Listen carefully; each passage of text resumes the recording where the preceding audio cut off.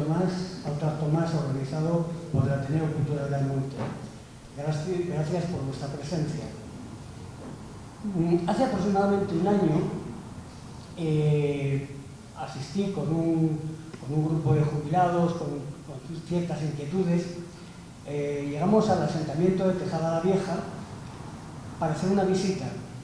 Ahí tuvimos la suerte de contar con Alberto Cruzado como guía, que nos, valga la redundancia, nos guió tanto por la estructura como por la historia y la evolución de ese asentamiento a lo largo del tiempo.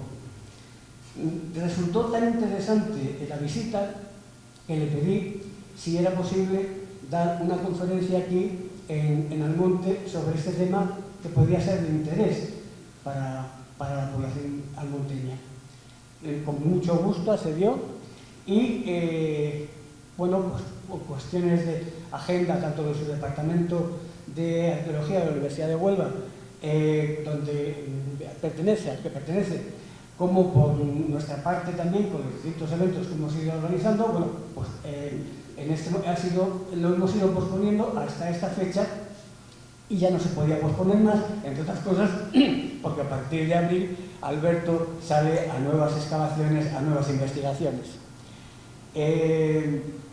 Tejada la Vieja es un asentamiento tarteso. La civilización tartesa cuenta con aproximadamente 3.000 años, corrígeme, situada entre la edad de hierro tardía y la de bronce, más o menos, y se asienta fundamentalmente en las provincias de Huelva, Sevilla y Cádiz y posteriormente en Badajoz. Y tiene importancia esta civilización por muchas cosas, pues, entre otras por el trasiego, el comercio y el trasiego y la producción, comercio, trasiego de metales en el sureste de la península.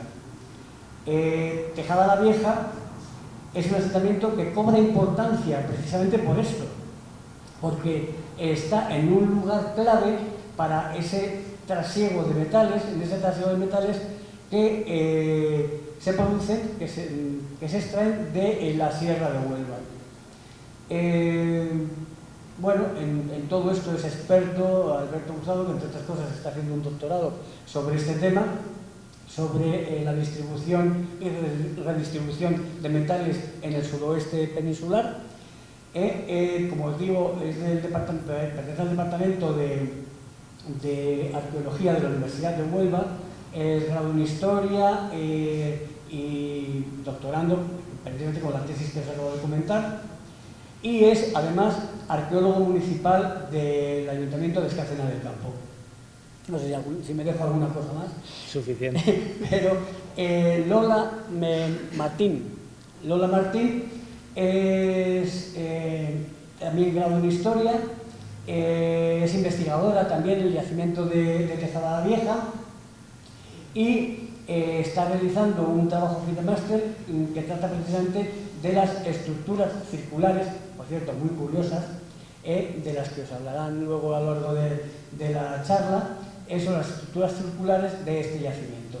Bueno, pues creo que como presentación me ha alargado ya más que de sobra y ya les dejo a ellos que digan pues todo lo que os tienen que decir. Bueno, buenas tardes.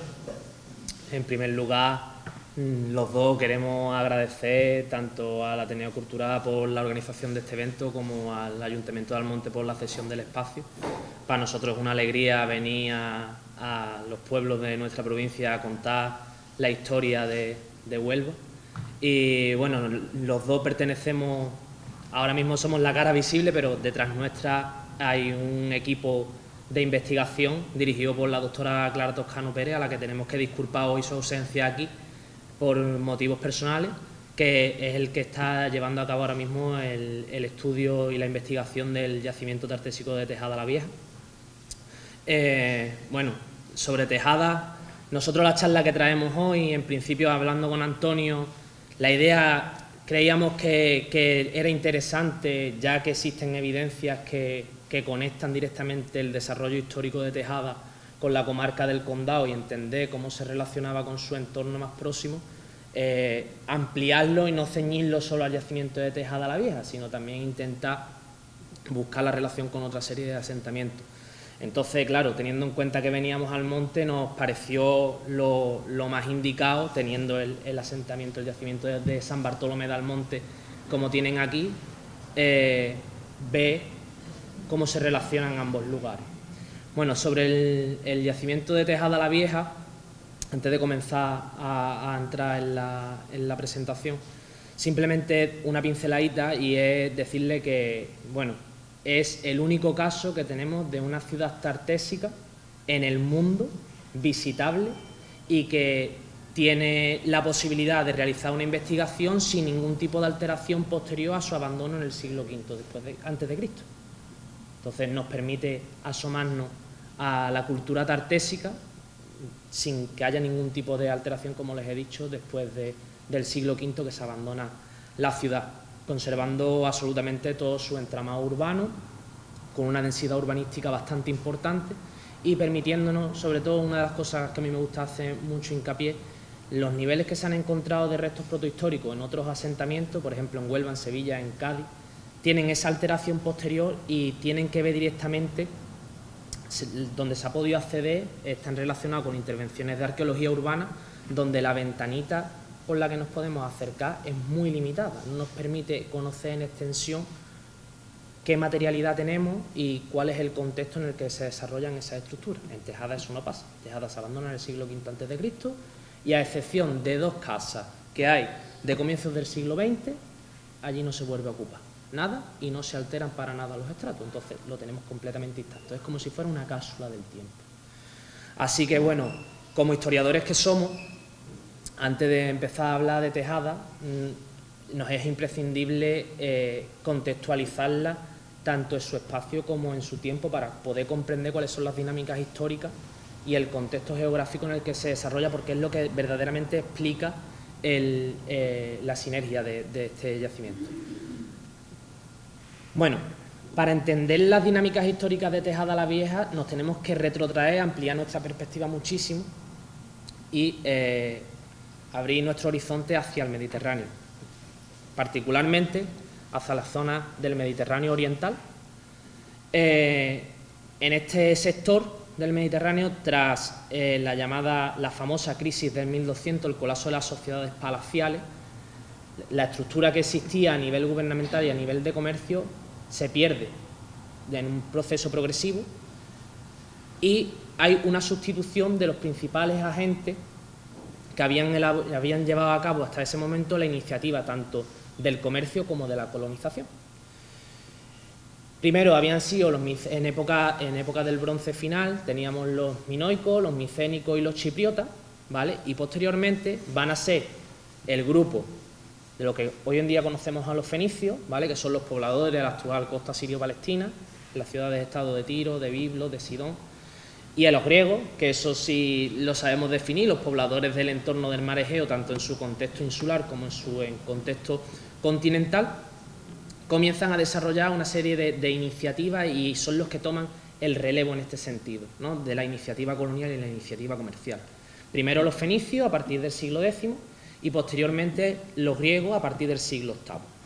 En esta iniciativa, como ven en la imagen, los van a llevar a visitar prácticamente las costas de todo el litoral mediterráneo, entrando en contacto con las sociedades autóctonas que se encuentran en estos contextos. Bien, desde el punto de vista macro, digamos amplio, los contactos que se establecen van a ir generando una cierta identidad, un sentimiento de pertenencia panmediterránea, digamos, donde se vinculan aspectos culturales de todos los agentes que forman parte de estas redes que se van tejiendo.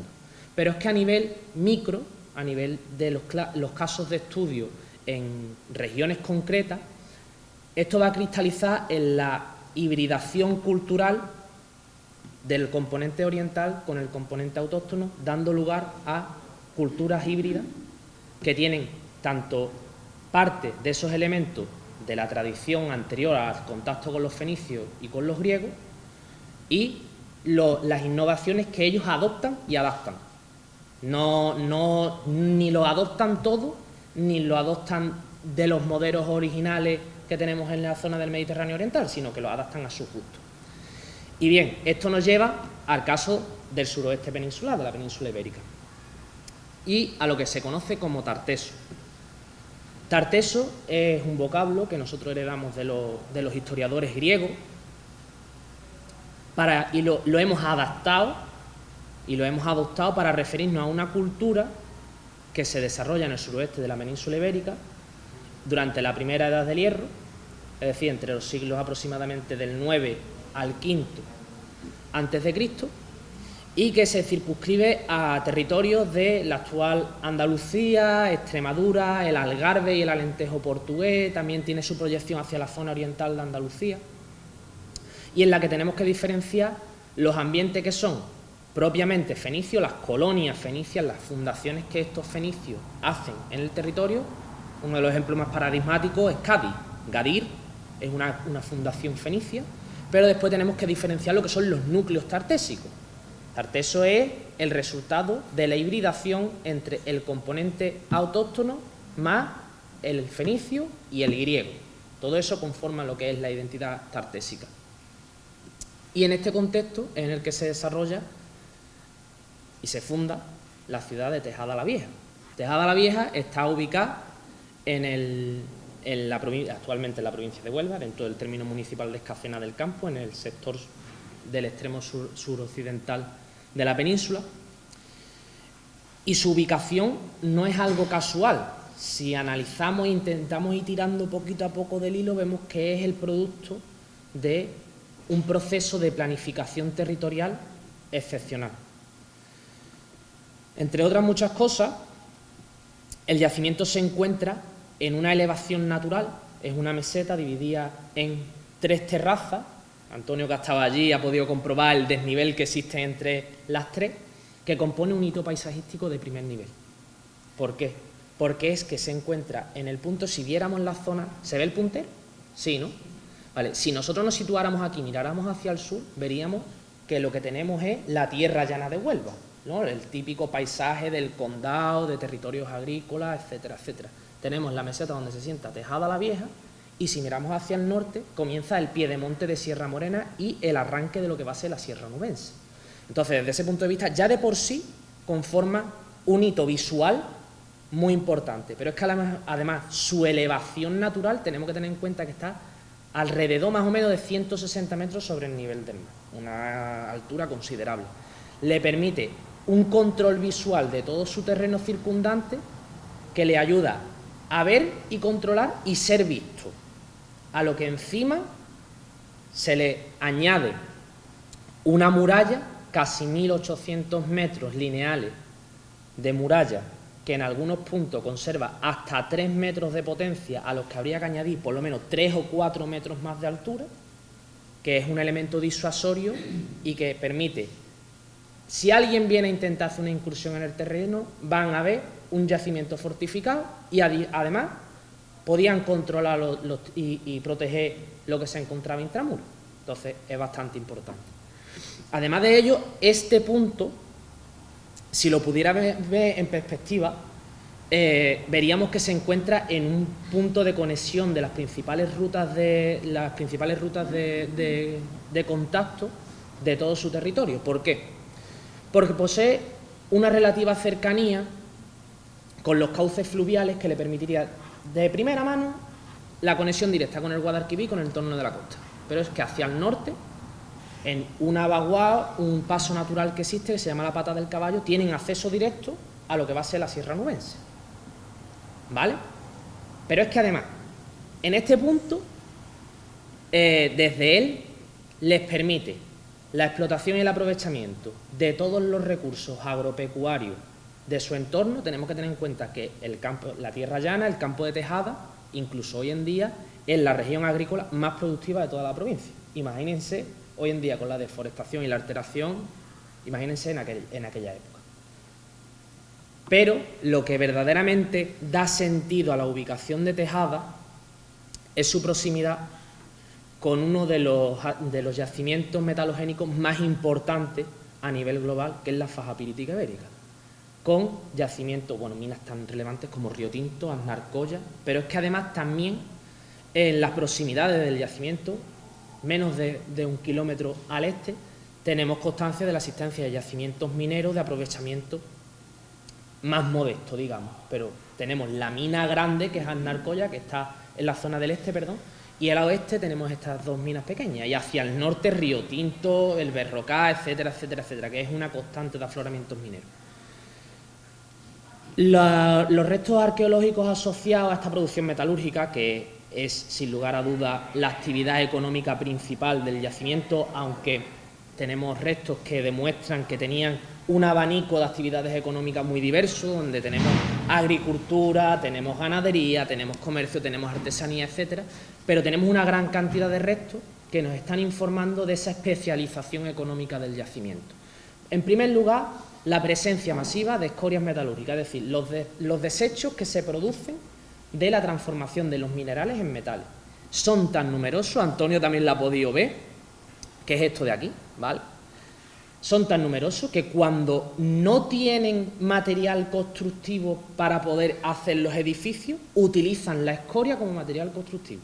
Es decir, algo que demuestra la disponibilidad que había de este tipo de material. Pero además también encontramos toda una serie de elementos que están directamente asociados con la producción metalúrgica.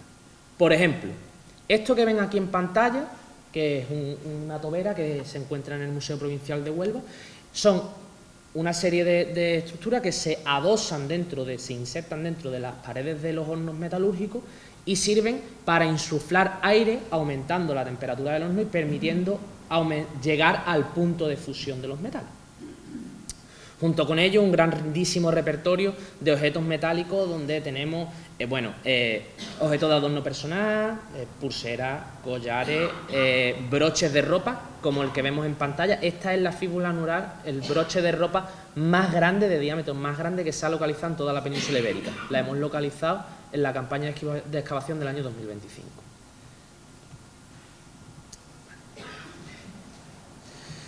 Todas estas...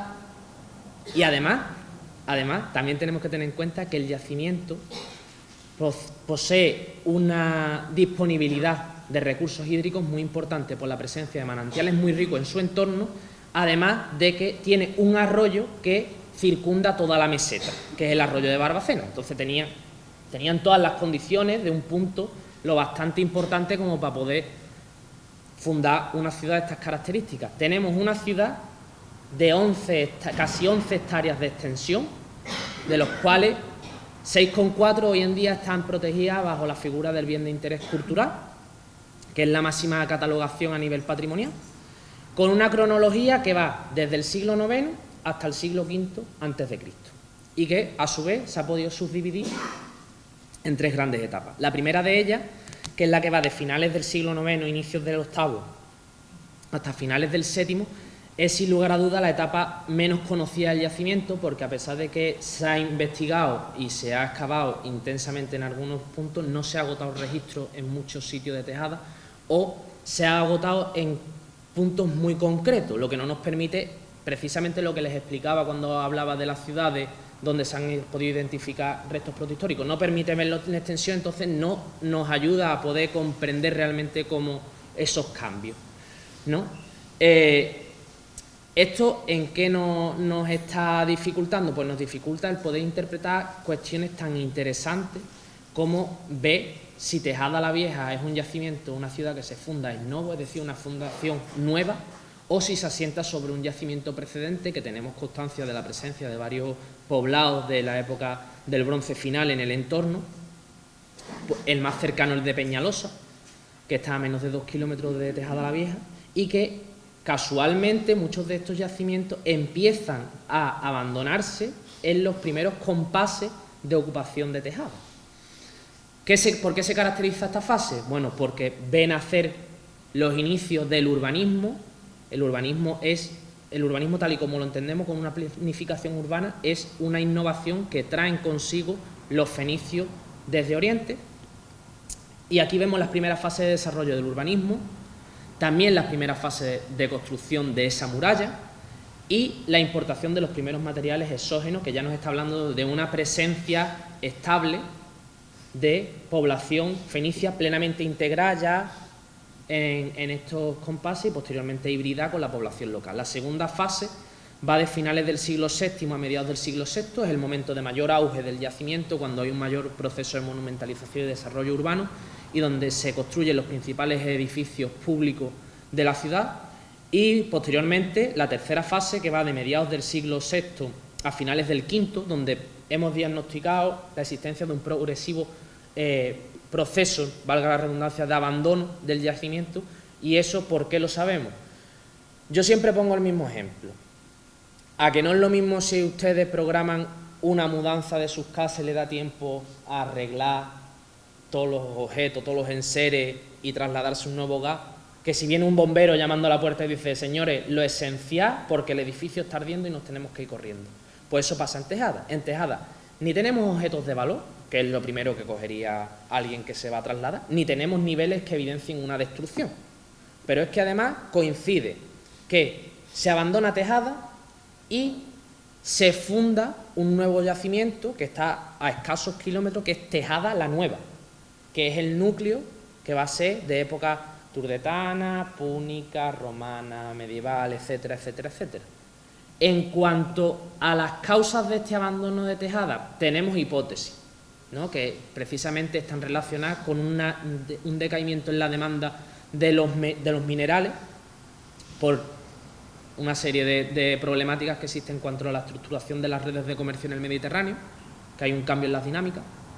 Y entonces, claro, si le han quitado su razón de ser, le han quitado su principal actividad económica, ellos tienen que hacer un proceso de reconversión hacia una nueva actividad.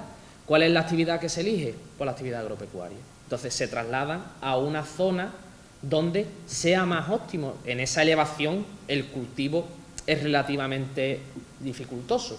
En la zona de Tejada la Nueva, que está precisamente en esa explanada de terrenos fértiles, es donde se funda la nueva ciudad para poder desarrollar la agricultura.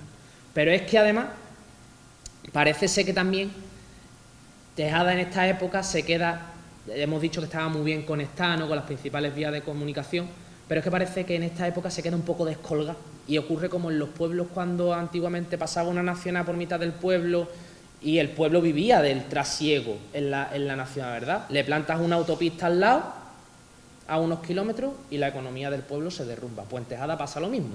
La organización de las principales vías de comunicación cambia, le ponen un ramal de una vía principal de comunicación desde el punto de vista terrestre a unos pocos kilómetros y entonces la economía del yacimiento se desploma y precisamente organizan la nueva fundación cerca de ese ramal. Desde el punto de vista de la historia de la investigación, aquí vamos a pasar un poquito más de puntilla, decirle simplemente que el yacimiento se descubre para la comunidad científica en el año 1974, en el marco del proyecto de exploración arqueometalúrgica desarrollado por Antonio Blanco y Berno Rottenberg, cuya de los datos más importantes que se extrajo es, en primer lugar, conocer el potencial arqueológico que tenía el sitio, evidentemente, poder conocer cuáles son las fases constructivas de la muralla, que para ello, como pueden ver, se seccionó con maquinaria pesada la muralla para poder conocer cuáles son las diferentes fases. Esto hoy en día, metodológicamente para los arqueólogos, es cuestionable, pero no hay una sección de muralla mejor conocida en todo el Mediterráneo que la que tenemos nosotros. Y, bueno, es tal el nivel de arqueológico que presenta el yacimiento.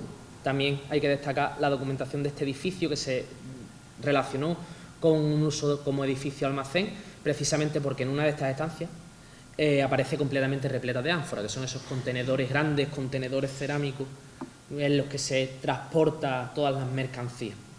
Bueno, bien, esto se hace una campaña de excavación entre el 74 y el 75 y eso queda ahí, pero claro, el impacto que tiene en la investigación el yacimiento es tan importante que Diputación, consciente de ello, en los años 80 compra parte de los terrenos donde está ubicado Tejada la Vieja Y esto lleva a que el Servicio de Arqueología de la Diputación desarrolle hasta 9 campañas de excavación consecutivas. Y ponen al descubierto, bueno, pues lo que ya se sabía, ¿no? Aparte del potencial arqueológico que tenía el yacimiento, pero se empieza a ver el complicado y tan desarrollado entramado urbano que tiene la ciudad. Estamos hablando ya de una ciudad. Esto era algo, una ciudad que no tiene una alteración posterior con ese potencial arqueológico, era algo que no se había visto hasta el momento. Se estudian las diferentes fases de ocupación del yacimiento en algunos puntos por los sondeos que les he estado diciendo. Y Tejada la Vieja se convierte en un referente de la investigación, con numerosas publicaciones, participaciones en congresos, etc. Este periodo se extiende hasta el año 2006. En el año 2006 se lleva a cabo la última intervención arqueológica por parte del Servicio de Arqueología de la Diputación, que es una prospección superficial, y a partir de ese momento el yacimiento de Tejada la Vieja cae en el más absoluto abandono, desde el punto de vista institucional. El yacimiento queda olvidado, a pesar de que al año siguiente se le declara bien de interés cultural. Esto nos hace ya irnos al año 2015, durante un periodo de 8 años se incumplen la declaración de bien de interés cultural de un yacimiento, entiéndanme, llevan a aparejar una serie de obligaciones que no se estaban cumpliendo, como son el mantenimiento del yacimiento y asegurar una serie de visitas mínimas mensuales. Eso no se cumple. Y el estado de conservación del yacimiento llegó a tal degradación que es la propia población de Escacena, organizada en torno a la Asociación Cultural Escatiana, quienes denuncian públicamente la situación del yacimiento, y la presión acaba siendo tal que Diputación en el año 2015 decide firmar un acuerdo de cesión de las competencias con la Universidad de Huelva. A partir de este momento será el grupo de arqueología, el grupo Urbanita, Arqueología y Patrimonio de la Universidad, encabezado en aquel momento por el catedrático de Arqueología don Juan Campos, quienes se van a hacer cargo de la gestión del yacimiento, poniendo en la dirección arqueológica a la doctora Clara Toscano Pérez. Y las intervenciones que se empiezan a desarrollar en el yacimiento, en primer lugar, la primera acción que se lleva a cabo es devolver la dignidad al sitio, devolverlo al estado en el que se encontraba cuando cae en el olvido institucional. Además de labores de divulgación, de intentar reenganchar, digámoslo así, Tejada dentro de lo que es el panorama de la investigación a nivel internacional, porque el yacimiento tenía potencial y lo merecía, evidentemente. La limpieza y consolidación de las estructuras excavadas. Y una de las cosas más importantes, en el año 2017 se lleva a cabo, claro, había que seguir avanzando en la investigación del yacimiento para conocer qué es lo que teníamos entre manos, y se decide realizarlo mediante métodos no intrusivos, ¿vale? Y se realiza en el año 2017 una prospección geofísica. Para que nos entendamos, una prospección geofísica es pasar una máquina que te va haciendo como si fuera una radiografía del suelo y te va revelando cuáles son los restos que están soterrados sin tener que excavar. Bueno, los resultados fueron tan abrumadores, ahora volvemos sobre esta diapositiva, pero los resultados los tienen en pantalla. En azul tenemos la hectárea Tejada, nada más que tenemos excavada en extensión 1 hectárea en la última fase de ocupación del yacimiento. El resto no está excavado, ¿vale? Entonces, en azul está lo que está excavado ya, que lo excavó el Servicio de Arqueología de la Diputación, y en negro tienen los resultados de la prospección geofísica. Miren ustedes la densidad urbanística que hay. O sea, un entramado urbano complejo, completo, donde se pueden diferenciar los edificios, los espacios abiertos, etcétera, etcétera, etcétera. Otra de las labores tan importantes en el tema de la consolidación del yacimiento es que la sección que se hizo en la muralla se restauró, se reintegró, se reconstruyó, porque muchos de los visitantes, cuando iban, veían el corte que había en la muralla y pensaban que era una de las puertas de acceso. A día de hoy no conocemos todavía a ciencia cierta, tenemos algunas estimaciones, pero no conocemos a ciencia cierta cuáles son los accesos dentro de la muralla. Bien, estos resultados ya justificaban el hecho de realizar una campaña de excavación, que estaba proyectada para el año 2020. ¿Qué ocurre en el 2020? Llega la pandemia. Nos encierran a todo el mundo, pero bueno, se aprovecharon esos 3 años para seguir avanzando en la creación de materiales que ayudarán a la divulgación del yacimiento. Entre ellos, esta recreación virtual, ¿vale? En esta recreación virtual no hay licencias artísticas, a excepción de las casamatas que ven ustedes aquí, lo que remata la parte alta de la muralla, no por nada, sino porque no sabemos si los tenía o no los tenía, pero tenemos ejemplos en el Mediterráneo donde la estética de la muralla es esta, pero todo el entramado urbano que ven en la imagen y todo el amurallamiento que ven, eso tiene constatación arqueológica por la prospección, no nos hemos inventado ni un edificio.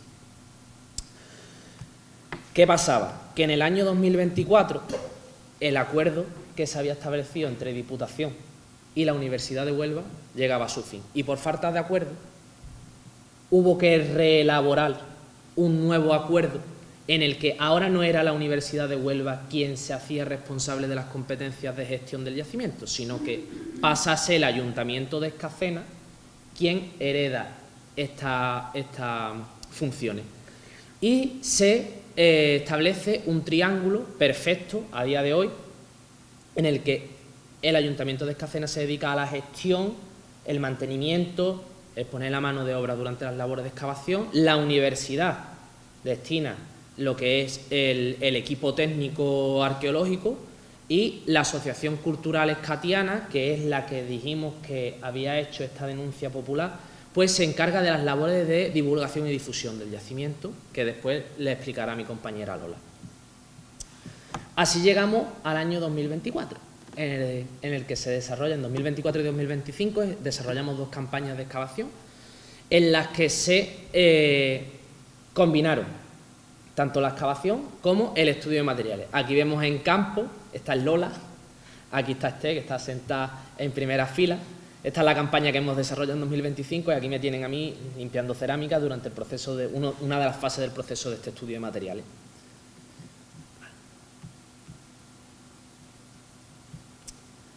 De todas las anomalías que se detectaron en esta prospección geofísica, ¿vale?, nosotros elegimos un edificio, que es ese de ahí, que les está señalando ahora mismo Lola, espérate, por varias cuestiones.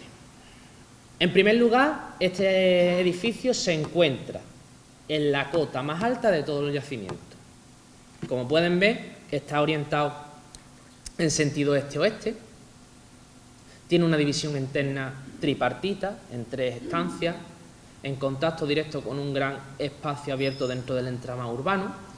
Aparentemente también está en conexión con una de las que pensamos que puede ser de los accesos principales a la ciudad por el sector norte de la muralla. Es decir, tenía todos los condicionantes. Cuando empezamos a estudiar los paralelos de las técnicas de construcción en el Mediterráneo, tenía todos los condicionantes, todas las características para ser un edificio, como mínimo, de cierta entidad y que podía estar relacionado con el posible santuario fundacional de la ciudad. Independientemente de la funcionalidad que tuviera o no tuviera ese edificio cuando llevamos a cabo las labores de excavación, los objetivos eran comprobar si los datos extraídos de la geofísica tenían constatación arqueológica. Tenemos que tener en cuenta que este edificio se observó que tenía hasta 1,20 m de potencia en construcción. Es decir, si lo excavábamos agotando registro, podíamos obtener la secuencia completa del yacimiento, permitiéndonos precisamente la interpretación de los momentos fundacionales y de abandono, que son de los que más nos interesan. Además de promover el desarrollo de las visitas guiadas al yacimiento durante las labores de excavación, aumentar el conocimiento que tenemos sobre el yacimiento en aras de buscar una mejor protección del mismo, etcétera, etcétera. Así pues, en la campaña de 2024, es que fue simplemente retirar las capas superficiales y a escasos 5 centímetros de superficie empezaron a asomar la parte superior de los muros de un edificio con una disposición ortogonal, donde el módulo de las medidas de estos muros coincide con los sistemas de medida establecidos en las técnicas, en la arquitectura de tradición oriental. Y a pesar de que en principio la planta no se correspondía con la estructura tripartita, bueno, pero teníamos todo un conjunto de elementos arqueológicos que nos estaban disponiendo el hecho de que podíamos seguir pensando en el uso ritual, cultural de este edificio. Entre ellos tenemos una serie, aquí hay una, ¿se ve bien? ¿Ven el circulito en rojo? Hay una serie de ánforas, estos contenedores cerámicos grandes, ¿vale?, que están seccionados por la mitad, dados la vuelta, poniendo la boca hacia abajo, ¿vale?, y encastrados en el suelo. Esto, en otros paralelos que tenemos en santuarios en el Mediterráneo, está asociado directamente al culto, a la función ritual dentro de este tipo de espacios. Pero es que además aparece un fragmento de brasero, los braseros se suelen utilizar también en términos culturales, y toda la cerámica que nos aparece, no hay prácticamente ningún ejemplo de cerámica de uso doméstico. Entonces esto nos está haciendo descartar de entrada el uso doméstico de este espacio y nos permite seguir trabajando en la línea y en la hipótesis de un posible santuario fundacional. Bueno, ya nada más que con los resultados que habíamos obtenido se justificaba el seguir interviniendo en este sector. Pero es que en la campaña de 2025 los resultados fueron abrumadores. Como pueden ver, la apariencia del edificio cambia sustancialmente e introduce dos grandes variaciones. En primer lugar, la orientación del edificio nosotros lo habíamos dispuesto pensando que aquí existía el acceso principal, pero bueno, nos dimos cuenta que no, y hubo que reorientarlo y sobre todo, bueno, el hecho de que confirmábamos que la planta tripartita del edificio y que fuera exento, que estuviera separado de otras construcciones, pues no se cumplía. Bien, importante, pudimos identificar que se trata de un edificio que está organizado en torno a una estancia principal de planta rectangular, donde todo esto que ven aquí son grandes lajas de pizarra que pavimentan el suelo, ¿vale? La pizarra es un material exógeno. En el entorno de Tejada no hay pizarra. Los afloramientos de Tejada de pizarra más cercanos están a más o menos 50 kilómetros de distancia, ¿vale? Y es que además en Tejada solo se utiliza la pizarra en la construcción de edificios importantes, edificios que tienen un cariz público. Entonces eso ya nos está hablando de que este edificio tiene una entidad que no es de uso doméstico. Además, aquí, ¿ven el puntito rojo? ¿Lo ven bien? Vale, aquí aparece una perforación en el suelo que a priori se ha podido, estudiando algunos paralelos, hemos podido pensar que se trata del anclaje de algún tipo de separación física que separaba dos ambientes dentro de la propia estancia. Pero es que además de las tres ánforas que ya habíamos identificado en la campaña anterior, las ánforas encastradas en el suelo, ¿se acuerdan? Bueno, pues aparecen 5 más, ¿vale? Y lo más llamativo, el último día de excavación, esto es matemática, ¿eh? En las campañas de excavación, el último día de excavación aparece lo más importante. Si ven aquí, nos apareció una estructura circular, también elaborada en pizarra, que está adosada a un muro en el aparente eje axial de la estancia principal del edificio. Y bueno, cuando nos hemos puesto a mirar la bibliografía, a mirar los posibles paralelos, pues la primera hipótesis, ¿cuál es? El altar. Pero no descartamos otras funcionalidades como son que estuviera destinado a ser un hogar, es decir, alojar un espacio destinado a alojar el fuego, o una estructura que estuviera directamente asociada con la captación y el abastecimiento de agua en este edificio. Las tres hipótesis tenemos paralelos en el Mediterráneo que se encuentran en santuario, es decir, no nos hace despegarnos de la línea de interpretación inicial. Pero además, esta estancia está conectada directamente con vanos de acceso, ven los espacios entre los muros, ¿vale?, a una serie de estancias perimetrales cuyo pavimento está hecho en tierra batida. Eso ya nos está marcando una diferenciación en los materiales de la construcción entre lo que nosotros interpretamos como la estancia principal y el resto de estancias, pero que tienen han aparecido restos muy significativos como otras ánforas encastradas, como la que ven aquí o la que ven aquí.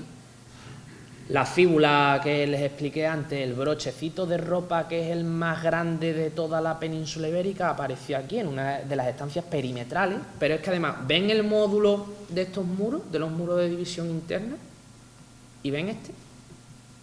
Vale. En principio, ese grosor no casa con el resto de las medidas dentro del edificio. Bueno, pues lo hemos identificado como un posible muro que tiene adosado un banco corrido, una estructura destinada al descanso, a la espera, que dentro de la edilicia oriental está directamente relacionado con los santuarios, directamente. Es decir, tenemos toda una serie de indicadores que nos hacen pensar que podemos seguir manteniendo esta hipótesis de trabajo. Y bueno, ahora mi compañera, que es la especialista en las estructuras de planta circular del yacimiento de Tejada, les va a continuar con la ponencia y ya después yo volveré a intervenir en la conclusión. Bueno, voy a intentar hacerlo la mitad de bien que Alberto, ¿vale? Si hablamos del urbanismo de Tejada, nos damos cuenta, como podemos ver en esta imagen, que prácticamente todos los edificios son de planta ortogonal, pero destacan dos estructuras, que las tenemos por aquí, que son de planta circular.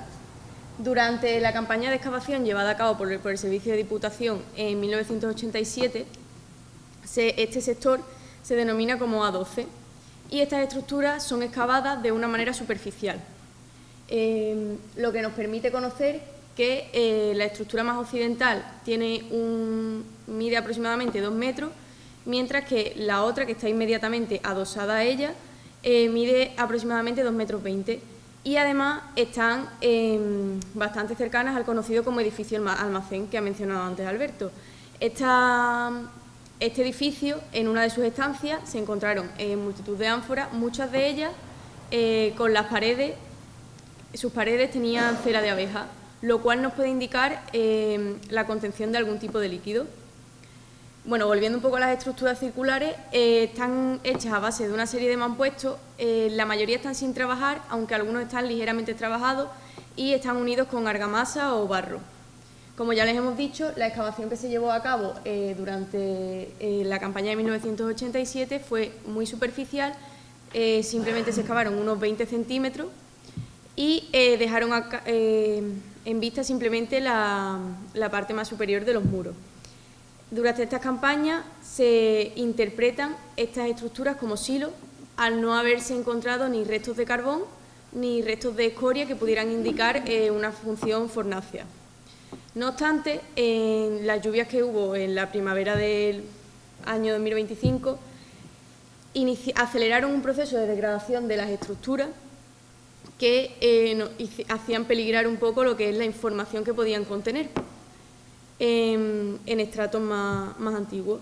Es por ello que, bueno, de hecho hay una parte del muro de las estructuras que se vino abajo, entonces, bueno, se decide intervenir para que no se pierda más información. Antes de la intervención se plantean una serie de hipótesis, una de ellas la posible producción vitivinícola, asociado también a lo que hemos comentado de las ánforas que estaban con la cera de abeja y podían contener este líquido. También como espacio de almacén, como ya interpretaron sus primeros investigadores, a modo de silo, de almacenamiento de grano. Y otra de las hipótesis son los hornos. Barajábamos tres tipos de hipótesis dentro de los hornos, que podían ser bien metalúrgicos, a pesar de que el Servicio de Diputación descartó esta función. Siempre hay que tenerla en cuenta. También podían ser cerámicas, porque hornos cerámicos se encontró una ingente cantidad de cerámica en su interior, y tahonas, que vienen a ser los hornos de pan de toda la vida. Vale, pues así comenzamos el proceso de excavación. Se decide dividir una de las estructuras circulares, la más occidental, se decide dividirla en 4 partes, como si fuera un casillero. Bueno, las primeras capas era lo que he comentado antes, ya no solamente de la campaña del 87, sino que era una cantidad ingente de cerámica. Tras retirar el geotextil que se dejó puesto por Diputación, era una cantidad ingente de cerámica la que había, y poco a poco fuimos bajando más de aquellos 20 centímetros y nos fuimos encontrando con algo que, bueno, puede ser sorprendente o no, pero eran muchísimas muestras de carbón, algunas muestras de escoria y también de restos óseos. Pero claro, en el pequeño sondeo que realizamos en la zona más baja, nos encontramos en esta imagen, es que no sé si se ve bien, pero hay un montón de manchitas negras, todo eso eran carbones. Claro, esto ya nos hace descartar las funciones tanto de producción vitivinícola, porque el mosto no se decanta con fuego, eso está claro, como de posibles silos. Es decir, que nos quedaríamos con la función fornácea, la de horno, y ya tendríamos que ir observando qué tipo de horno sería. Como ya he dicho, hay restos de escoria, pero sí es verdad que no son muy abundantes. Bueno, durante la excavación no solamente recogemos las muestras de carbón o de cerámica y restos óseos, sino que recogemos todo el sedimento que va saliendo durante este proceso. Le estoy hablando de sacos llenos de tierra. Y bueno, esto después se procesará mediante flotación, que es básicamente con agua y vamos flotando el sedimento. Y ahora mismo en lo que estamos es en el análisis tanto de los carbones como del estudio de materiales que han aparecido en las propias estructuras. Y bueno, nos movemos en la hipótesis que ya hemos mencionado de los hornos y de los posibles tipos de hornos, principalmente entre estas dos hipótesis, pero evidentemente no podemos descartar tampoco ninguna de la metalúrgica.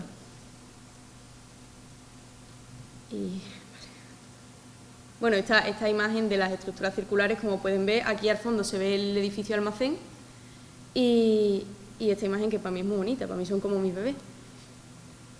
Vale, ahora ya terminando un poquitín con el tema de las intervenciones arqueológicas, nos vamos al tema de la divulgación y las redes sociales. Aquí quiero hacer especial énfasis en la labor que lleva a cabo la Asociación Escatiana, que es de vital importancia tanto para nosotros como para el yacimiento. Sí es verdad que las redes sociales las estamos llevando en consonancia con ello, que ustedes saben que ahora las redes sociales es el boom, es donde más información se mueve, información instantánea. Entonces, bueno, siempre es importante que formen parte de este tipo de intervenciones. Y, bueno, así repasito rápido, tenemos Tejada, tiene Facebook, que, bueno, lo pueden encontrar como Yacimiento Arqueológico de Tejada la Vieja. Instagram, que, bueno, también con el tema de información de la biografía, los vídeos estos cortitos, tal. Y TikTok, que como ustedes saben ahora es como el auge de la red social por excelencia. Entonces, bueno, ahí intentamos subir los vídeos cortos y de información lo máximo posible para que, sobre todo, ahora que la atención dura tan poco, pueda llegar a más personas.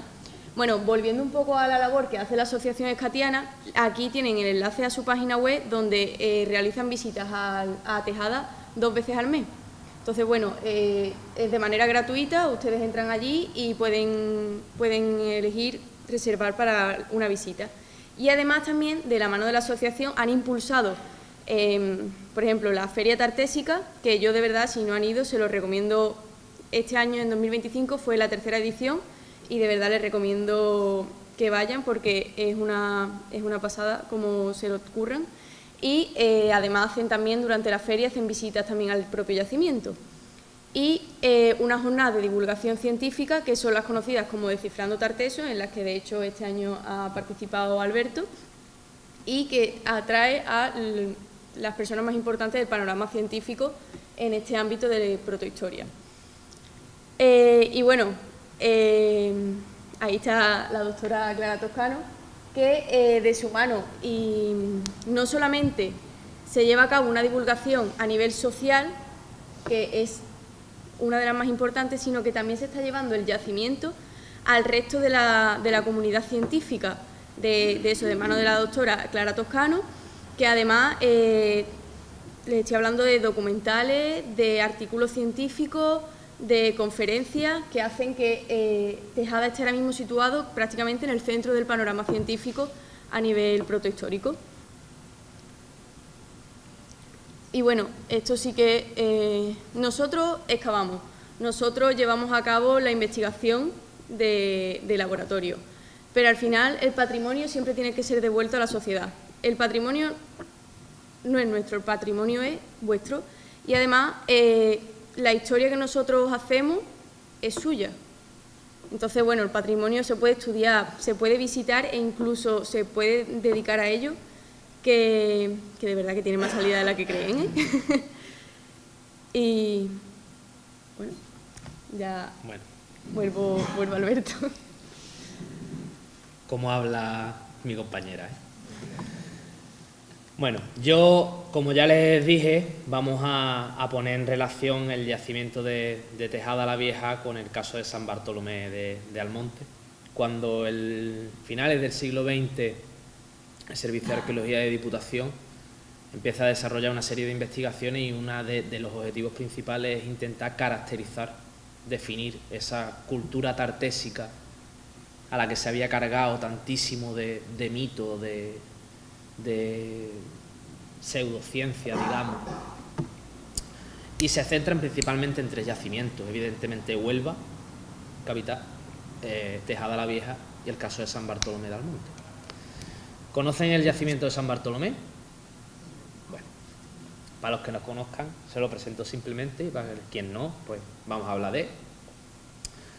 Este es el núcleo municipal de Almonte. Aquí tienen ustedes el arroyo de San Bartolomé, ¿vale? Y en torno a 4 elevaciones que se sitúan aquí, que están además atravesadas por el arroyo. Actualmente, bueno, ya en la época en la que se intervino esto era un olivar, pero sigue siendo un olivar. Esto es una imagen de satélite de hace pocos días. Aquí se ubica, dividido en varios sectores, un yacimiento que tuvo una importancia crucial dentro de lo que es la producción metalúrgica de los metales, de los minerales que se extraen en el territorio nubense, ¿vale? Es un poblado basado en fondos de cabaña, donde, bueno, tenemos su investigación, permitió la identificación de una secuencia de ocupación que se divide en 3 fases, ¿vale? La etapa calcolítica, es decir, la edad del cobre, ¿vale?, que está más o menos definida entre mediados y finales del 3er milenio antes de Cristo, en el que tenemos ese poblado de fondos de cabaña cuyo enfoque económico es el aprovechamiento de la agricultura y la ganadería, y también de los recursos marismales del entorno de la desembocadura del Guadalquivir. Alrededor del 2er milenio antes de Cristo hay un hiato de abandono del sitio por las razones que fuera, no encuentran óptima seguir ocupando el lugar, y bueno, esto ocurre mucho en los poblados de fondos de cabaña, no tienen las condiciones para seguir viviendo en él, nos trasladamos a una zona que sí sea óptima. Y el periodo del bronce final, la transición hacia la primera edad del hierro, que es la que nos interesa porque es el periodo que más nos interesa precisamente en este momento, ¿no? Que a su vez está subdividido en 3 grandes fases. La primera de ellas, la fase 1, que va de mediados finales del siglo IX a.C. a la primera mitad del siglo VIII, en lo que tenemos un ambiente típicamente autóctono, producciones cerámicas a mano, no hay ningún tipo de importación exógena, y seguimos con la explotación de la agricultura y la ganadería y de los recursos del entramado marismal. Entre la segunda mitad del siglo VIII e inicio del siglo VII tenemos la fase 1-2, una fase de transición, donde vemos ya una evolución de algunas de las formas elaboradas a mano. Los primeros ejemplos de importaciones de cerámica a torno. El torno de alfarero es una invención que se hace en Oriente Próximo y la traen los fenicios. Entonces, la presencia de cerámica a torno es uno de los fósiles directores que asociamos nosotros con la presencia oriental en territorios que están fuera del Mediterráneo oriental.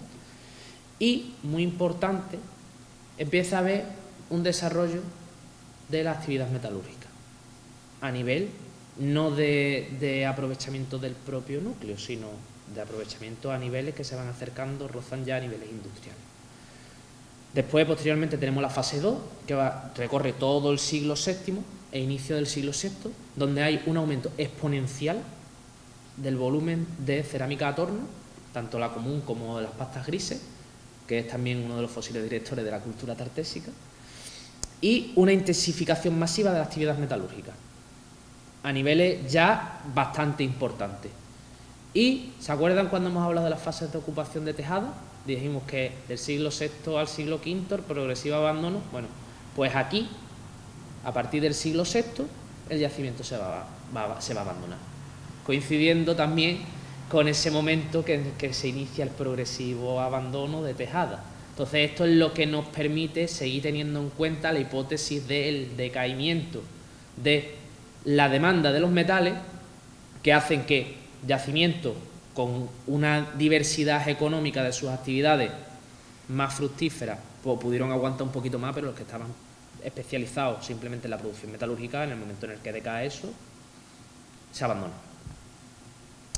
Bien, el estudio de la excavación del yacimiento permitió la identificación únicamente de una estratigrafía horizontal, es decir, no tenemos construcciones en altura, aquí lo que tenemos son los fondos, y lo que nos queda es el negativo de ese rebaje que se hace para alojar el fondo y el sedimento que lo colmata.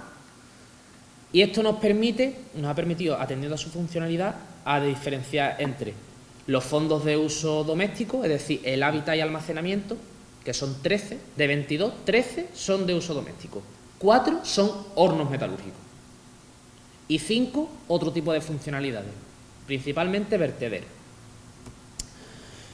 Y bueno, uno de los casos más paradigmáticos para entender precisamente lo que es la organización espacial de este tipo de poblado se encuentra en el sector 1A, esta parte de aquí, este cuadrante de aquí, que son los fondos 14A, 14B y 15, 14A, 14B y 15, ¿vale? En el que se pudo documentar. El 14A es claramente uso doméstico y además con diferenciación de dos ambientes. Un ambiente que está dedicado al hábitat, es decir, a la ocupación del propio fondo, y otro que es almacenamiento, ¿vale? Después tenemos el 14B, que es el vertedero donde se vierten todos los desperdicios asociados a la ocupación de este fondo, ¿vale? Aquí lo ven, si viéramos una imagen aérea, ¿no? Este es el 14A, este es el 14B y este es el 15. El 15 es un horno metalúrgico, con una presencia ingente. Cuando le digo ingente, es ingente de escoria. En Tejada no pudimos documentar, tenemos todos los elementos asociados a la producción metalúrgica, pero hasta el día de hoy, a menos que la hipótesis de las estructuras circulares estén relacionadas con hornos metalúrgicos, no tenemos constatado la presencia de los hornos metalúrgicos. Aquí en San Bartolomé de Almonte tenemos todo. Tenemos las escorias, tenemos los hornos, tenemos igual los elementos asociados a la producción como las toberas, que es lo que he explicado antes, las estructuras pensadas para aumentar la temperatura de los hornos, tenemos los moldes, tenemos los... Bueno, ahora después lo van a ver. Pero además, una cosa muy interesante, solo se pudo documentar en este sector, es que pudimos saber, aquí, ¿ven esta zona de aquí? En la imagen, esa es la calle por donde se transitaba, es el único punto de todo el yacimiento donde se pudo documentar la calle por la que se transitaba, una de las calles por las que se transitaría en estos sectores de fondo de Cabaña. En cuanto a los materiales cerámicos de San Bartolomé de Almonte nos están hablando de todas las fases de esos contactos, desde la inexistencia de los primeros contactos entre la población autóctona y la exógena, los primeros impulsos de contacto, los contactos esporádicos y ya los contactos estables, ¿no? Y el repertorio cerámico es alucinante. Aquí les he traído varios ejemplos. Aquí tenemos, dentro de las producciones de cerámica a mano, tenemos las de uso común y después tenemos cerámicas producidas a mano, pero que tienen cierta calidad, ¿no? Pues aquí tenemos dos casos. Serían las cerámicas bruñidas, lo que se le ha hecho es regularizar su superficie para que no sea tan tosca, pasándole una estructura de piedra, se regulariza esa superficie, adquiere muchas veces incluso un brillo metálico, un tacto mucho más agradable, y se la decora, como ven, con esas líneas incisas en patrones geométricos. Después tenemos otro tipo de cerámica con otra decoración, también a mano, pero con otra decoración, que son las digitadas, es decir, han cogido el alfarero con la cerámica fresca antes de meterla en el horno, ponen las impresiones de los dedos y es la decoración que tienen los vasos. Y que además esta lámina en concreto corresponde a esa fase de transición, 1-2, ¿vale? ¿Y por qué lo sabemos? Miren, esto que está aquí es una tobera rota. Les dije que la fase de transición es cuando empiezan a aparecer los primeros elementos asociados a la producción metalúrgica. Pues aquí apareció contextualizado. Dentro de uno de los ambientes de un horno empiezan a aparecer los elementos asociados a la producción metalúrgica. Entonces nos está hablando del inicio de esa actividad que precisamente se empieza a desarrollar en el poblado por el interés de la transformación de esos metales. Ya en épocas posteriores tenemos repertorio cerámica a torno, ¿vale? De cerámica a torno, con las típicas decoraciones en engobe rojo fenicio. Tenemos casos en Almonte y sobre todo lo que nos está hablando de la existencia de unas relaciones comerciales extraordinarias e intensas en la presencia de los grandes protagonistas, las grandes protagonistas del comercio en la antigüedad, que son estos contenedores cerámicos, que son estas son las ánforas, ¿vale? Pues aquí tenemos las ánforas de tipo oriental, ¿vale? Nos están hablando de momentos del siglo VII, siglo VI, y aquí tenemos varios tipos asociados a estas cronologías. En cuanto a los materiales asociados a la metalurgia, además de los hornos, además de las escorias, aquí tienen otra tobera, ¿vale?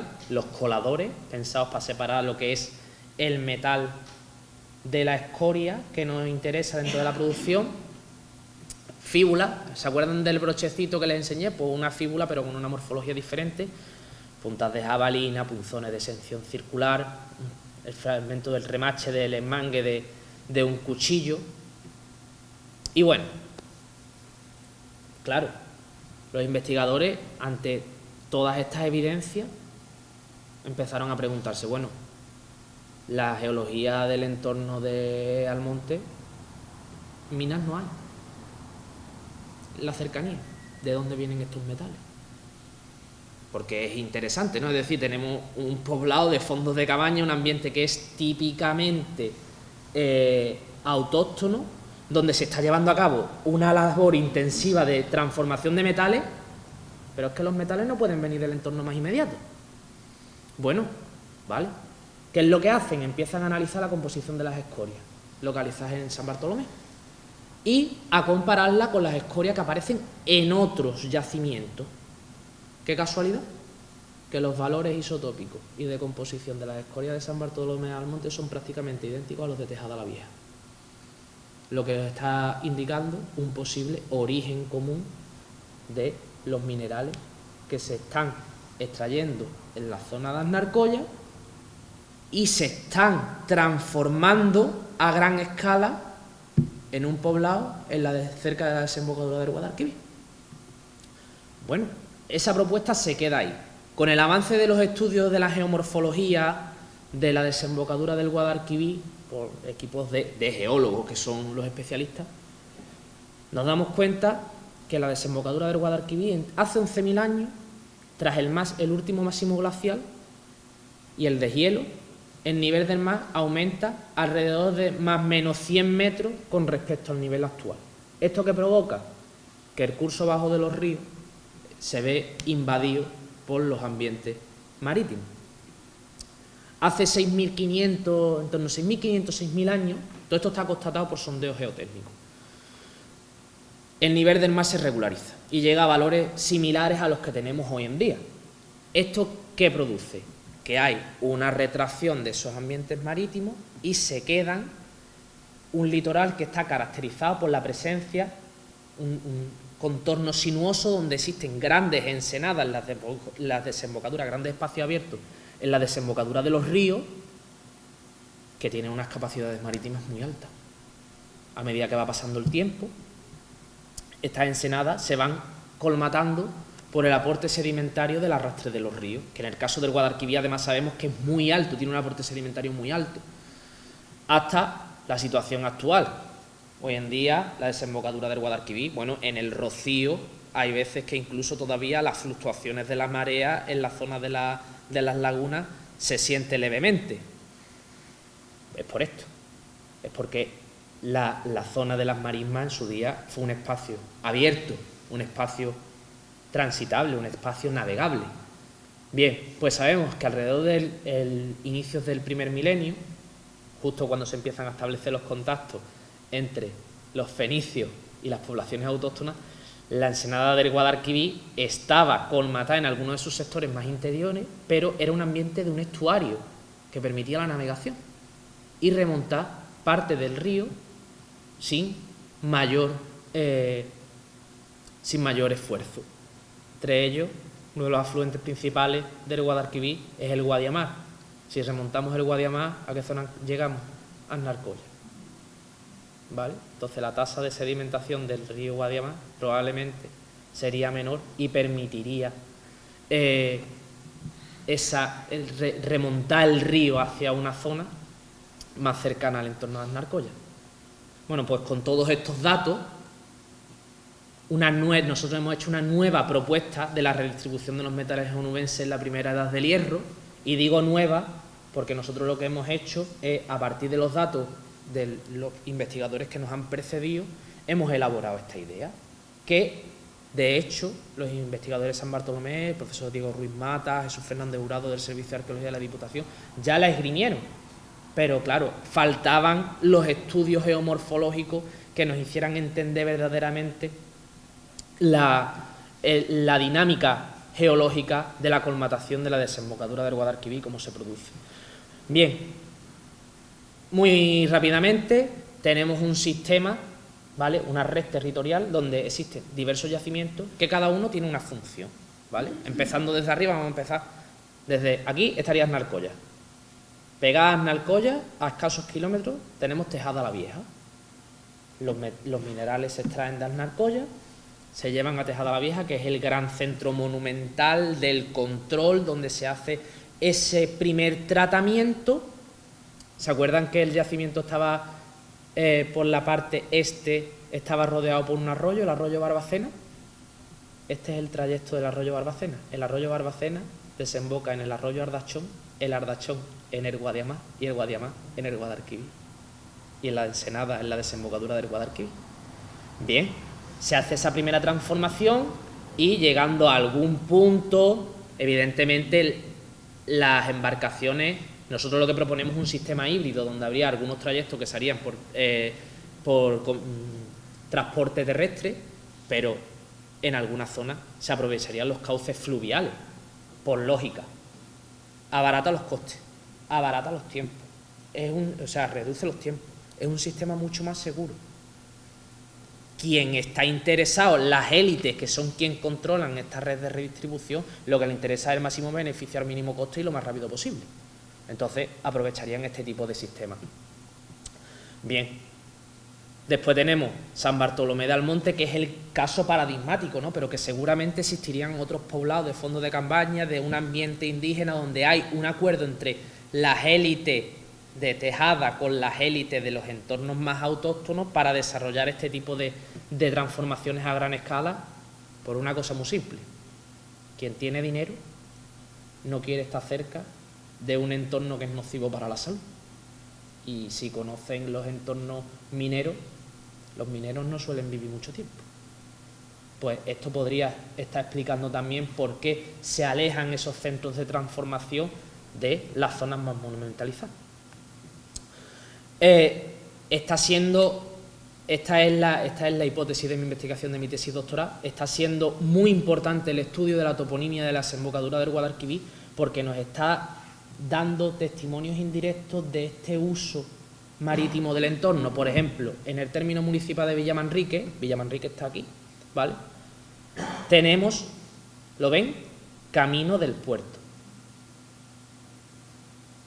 Cuesta de la Plata. Es decir, no, son testimonios que han fosilizado de la toponimia de la zona que nos pueden estar dando. Los topónimos nunca son casuales, nunca. Los nombres que se le pone al paisaje siempre son intencionales y lo más descriptivo posible. En Huelva capital, por ejemplo, la calle Puerto se llama calle Puerto porque es que en esa zona, en época moderna y anteriores, ahí estaba el puerto de Huelva. Pues en este caso pasaría algo similar. Ya la desembocadura del Guadalquivir nosotros la entendemos como un gran sistema portuario donde estarían recalados las naves comerciales y a través de los esteros de la marisma, ¿vale?, con embarcaciones de poco calado, se llevaría a cabo ese transporte redistributivo de las mercancías desde los poblados de transformación, donde se hace la mayor transformación de los metales se hace casi siempre a pie de embarcadero. Se hace la transformación, ya sea los lingotes, los objetos que interesen, y se transportan al barco. ¿Para qué? Las salidas principales rutas de comercialización tanto del área mediterránea como del área atlántica, ¿vale? Y por último, tenemos aquí, en el entorno de Sanlúcar de Barrameda, apareció un santuario de época protohistórica. Los santuarios en la antigüedad extralimitan su función ritual. Son los centros de hospitalidad donde se reciben a los comerciantes extranjeros, donde se llevan a cabo los acuerdos comerciales al amparo de todas las deidades. Y lo más importante, estamos en la salida de los barcos hacia el océano Atlántico y después hacia el mar Mediterráneo, donde se pagan los impuestos. En los santuarios donde se pagan los impuestos, por tanto es el punto de fiscalización. Y bien, esta es la hipótesis que partimos en mi tesis doctoral. Esto ahora lo tendremos que contrastar tanto con los análisis, nuevos análisis sobre las escorias y de la evolución del paisaje. Y bueno, hasta aquí nuestra intervención. Muchas gracias por su atención y si tienen alguna pregunta estaremos encantados de responderles.